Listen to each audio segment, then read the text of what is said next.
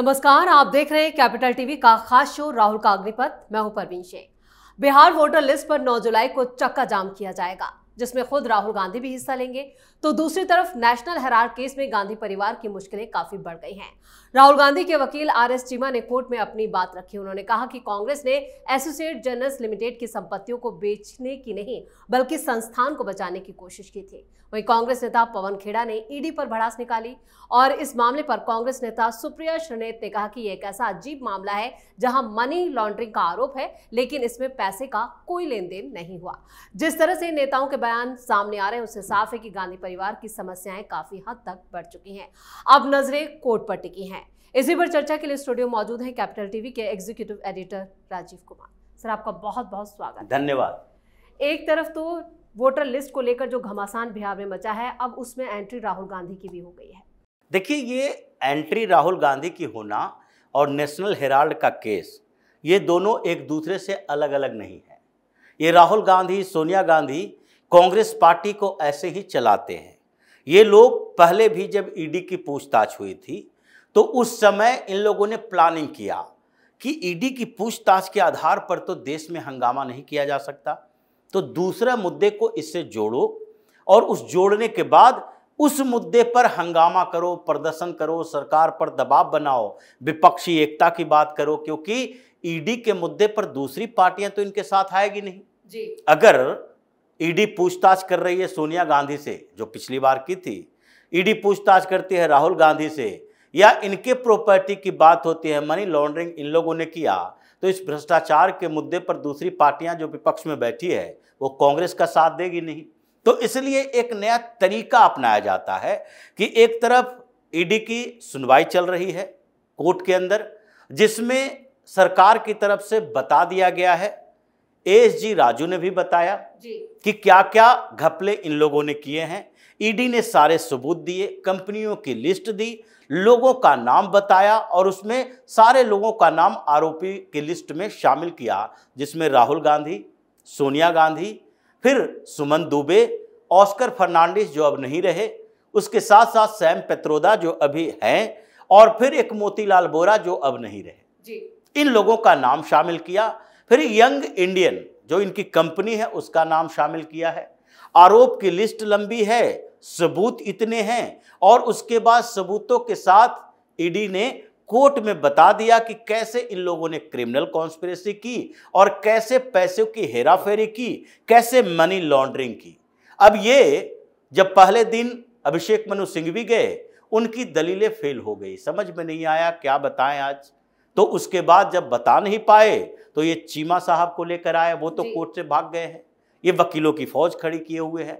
लग रहा है कि इसमें कुछ न कुछ एक्शन होने वाला है, तो इधर बिहार से इसको जोड़ दिया गया। बिहार में राहुल गांधी जाएंगे वोटर लिस्ट रिवीजन को लेकर, जो बिहार में चुनाव आयोग का अभियान है। उससे परेशानी क्या विपक्ष की पार्टियों को है? क्या चुनाव आयोग जिन वोटरों को निकालेगी, जिसके पास डॉक्यूमेंट नहीं रहेंगे, उससे प्रभावित नहीं होंगे?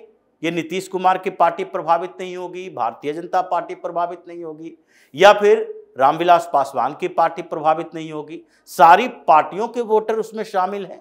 और यहां तक कि अभी रिपोर्ट आई, 2 दिन पहले मीडिया वाले गए हुए थे नीतीश कुमार के अपने गांव में, जिस गांव से वो आते हैं, और वहां पर जाकर रिपोर्ट तैयार किया कि वहां फिर गांव में भी लोग हैं जो थोड़े बहुत परेशान हैं, क्योंकि डॉक्यूमेंट्स इकट्ठा करना पड़ रहा है।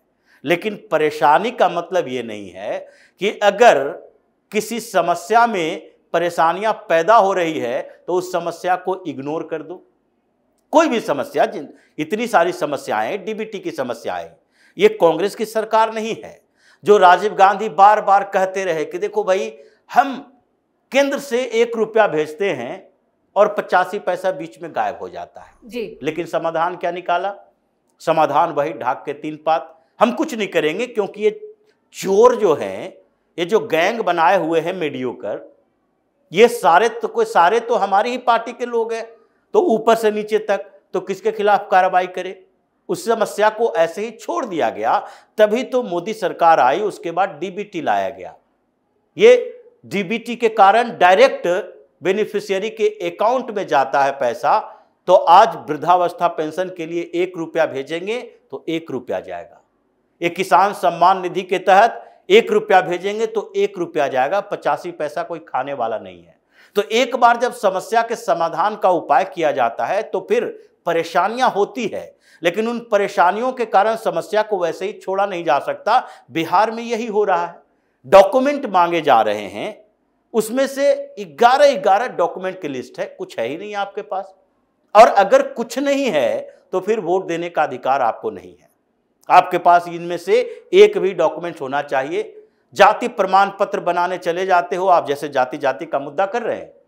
अगर जाति के आधार पर आप रिजर्वेशन बढ़ाते हो, जातीय सर्वे करवाते हो, तो कैसे जाति सर्टिफिकेट ये देते हो? अभी तो बिहार में ये सर्वे हुआ था, कास्ट सर्वे। तो कास्ट सर्वे क्या मुंह से बोल दिया कि हम इस जाति के हैं और आपने मान लिया? इसके लिए कोई डॉक्यूमेंट्स की जरूरत नहीं पड़ी।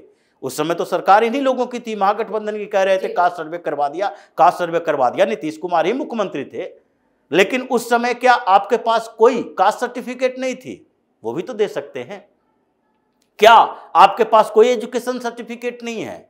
सिर्फ आधार कार्ड बनवा के रखा है, जिसके लिए मिनिमम डॉक्यूमेंट के रिक्वायरमेंट होते हैं। अंतर्राष्ट्रीय स्तर पर भी कोई भी एजेंसी आधार कार्ड को प्रमाण पत्र नहीं मानती। ये ड्राइविंग लाइसेंस का मान लेगा, उसके साथ ही आपके पैन कार्ड को मान्यता देगा, लेकिन आधार कार्ड को नहीं देगा।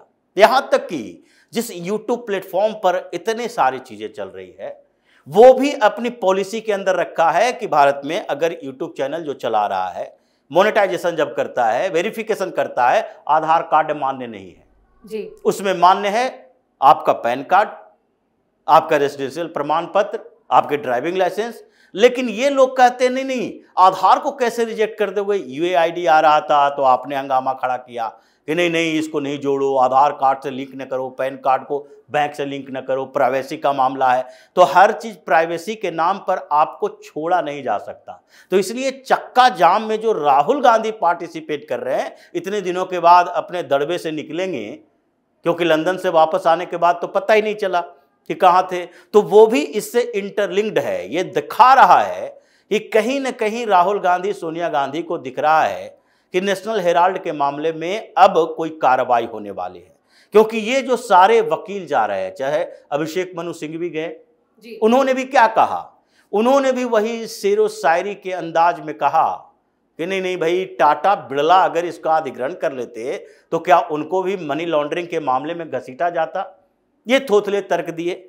अब चीमा साहब गए तो क्या कहे कि देखो भाई, हम तो इसको सुरक्षित रखने के लिए कर रहे थे। ये सोनिया गांधी की तरफ से, राहुल गांधी की तरफ से। स्वतंत्रता की लड़ाई से भी जोड़ दिया गया कि जो ऑर्गेनाइजेशन है वो स्वतंत्रता सेनानियों से जुड़ी है, उसमें कैसे हम घपला कर सकते हैं? बिल्कुल स्वतंत्रता सेनानियों से जुड़ा हुआ है। अब जेबी कृपलानी, जवाहरलाल नेहरू सब मिलकर बना रहे हैं, और उसमें 5000 लोग हैं जो कंट्रीब्यूट कर रहे हैं, और सब मिलजुल कर ये आपने एमओयू की बात कर दी। और आपने बात कर दी कि 1937 में शुरू हुआ, तो 1937 में कांग्रेस के साथ शुरू हुआ, तो इसका मतलब किसी एक परिवार का तो नहीं हो गया। कांग्रेस पार्टी की बात होती तो कुछ कहा ही नहीं जा सकता। लेकिन इन लोगों ने क्या कहा? हम इसको बचाए रखने के लिए काम कर रहे हैं। क्यों?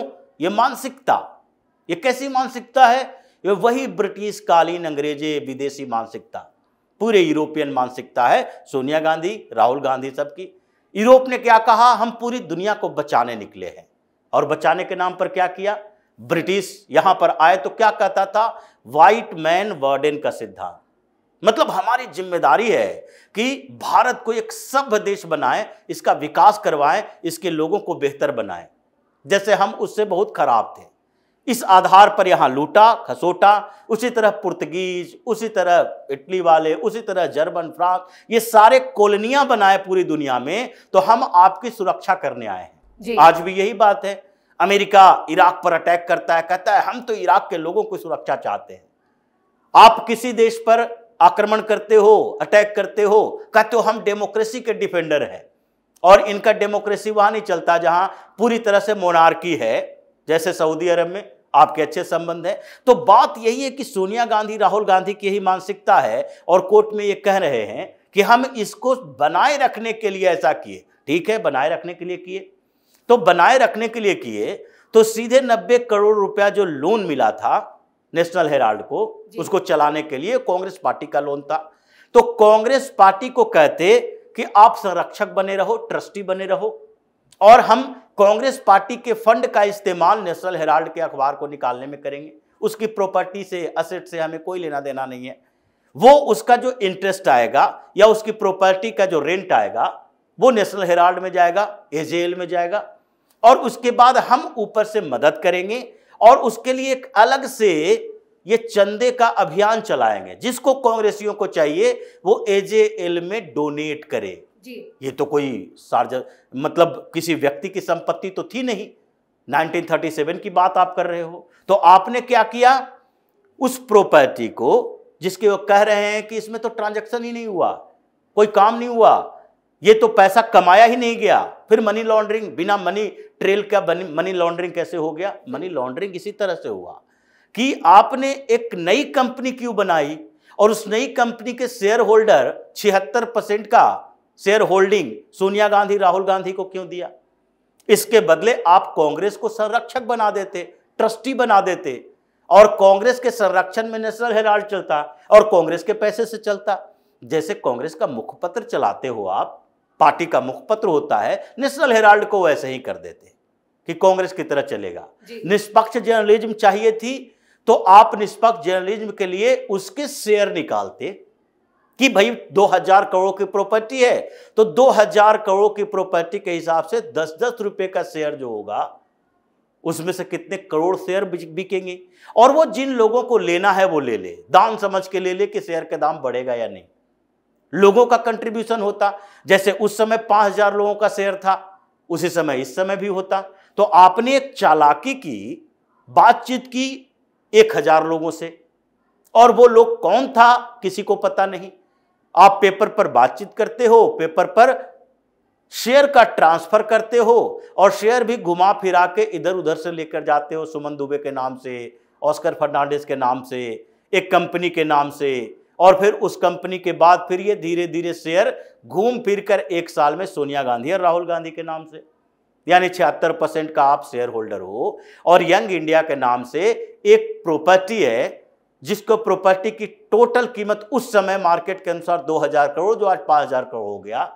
आप ये मानकर चलते हो कि आप डायरेक्ट अभी प्रॉफिट नहीं ले रहे, तो इसका मतलब ये तो नहीं है कि आगे आपका कोई प्रॉफिट लेगा ही नहीं। आपने जितने इस समय जो 2 पीढ़ी 3 पीढ़ी से जवाहरलाल नेहरू ने जो कमाया, इंदिरा गांधी ने जो कमाया, उस पर क्या दावेदारी सोनिया गांधी, राहुल गांधी, प्रियंका वाड्रा की नहीं है? अगर है तो मान लेते हैं कि आज ये प्रॉपर्टी आप सीधे यूज नहीं कर रहे, लेकिन 2 पीढ़ी के बाद उसमें जो शेयर है 76% का, ये सोनिया गांधी, प्रियंका वाड्रा, इनके बच्चे वो शेयर बेचेंगे, डिविडेंड बेचेंगे, तो ये तो सैकड़ों करोड़ रुपए आपका हो जाएगा। ये कांग्रेस का पैसा तो है नहीं, क्योंकि उस कंपनी में कांग्रेस की कोई भूमिका ही नहीं है जी। अगर यंग इंडिया में देखें, कांग्रेस का 1% का शेयर नहीं, 76% राहुल गांधी और सोनिया गांधी का, 12% ऑस्कर फर्नांडिस का, 12% मोतीलाल वोरा का, तो फिर उसमें कांग्रेस की भूमिका क्या रही?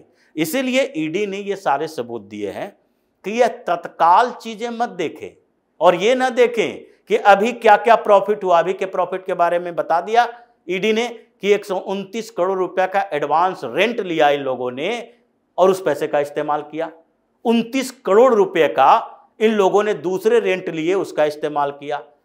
तो अगर कोई दिक्कत ही नहीं है तो 661 करोड़ की प्रॉपर्टी ये ईडी ने जब्त किया, उस समय कोर्ट से आपको क्यों नहीं फायदा मिला?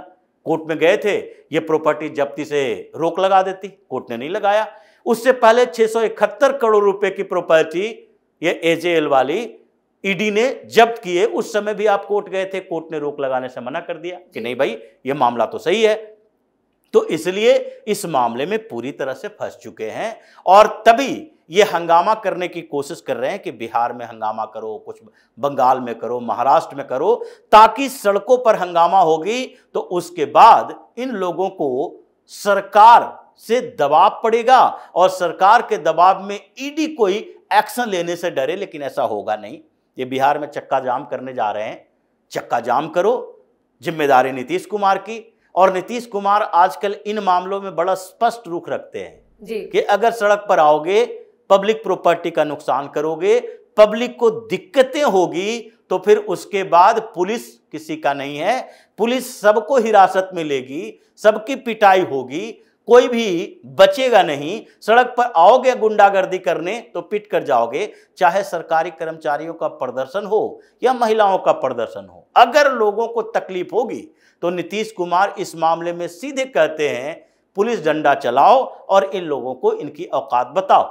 चलिए, इस तमाम जानकारी के लिए और सटीक विश्लेषण के लिए आपका बहुत बहुत धन्यवाद। धन्यवाद। तो बिहार वोटर लिस्ट पर तमाम विपक्षी दल एकजुट होने का दम भर रहे हैं। अब इसमें राहुल गांधी की भी एंट्री हो चुकी है। लीगल बैटल में फंसे राहुल गांधी वोटर लिस्ट पर चुनाव आयोग और बीजेपी को घेरने की तैयारी कर रहे हैं। अब देखना यह हुआ कि उनका ये चक्का जाम कांग्रेस में जान फूंक पाता है या फिर ये दांव भी फेल होता है। इस खास शो में इतना ही। वीडियो कैसा लगा कमेंट करके अपनी राय जरूर दें। वीडियो को लाइक करें, शेयर करें और कैपिटल टीवी को सब्सक्राइब जरूर करें। धन्यवाद।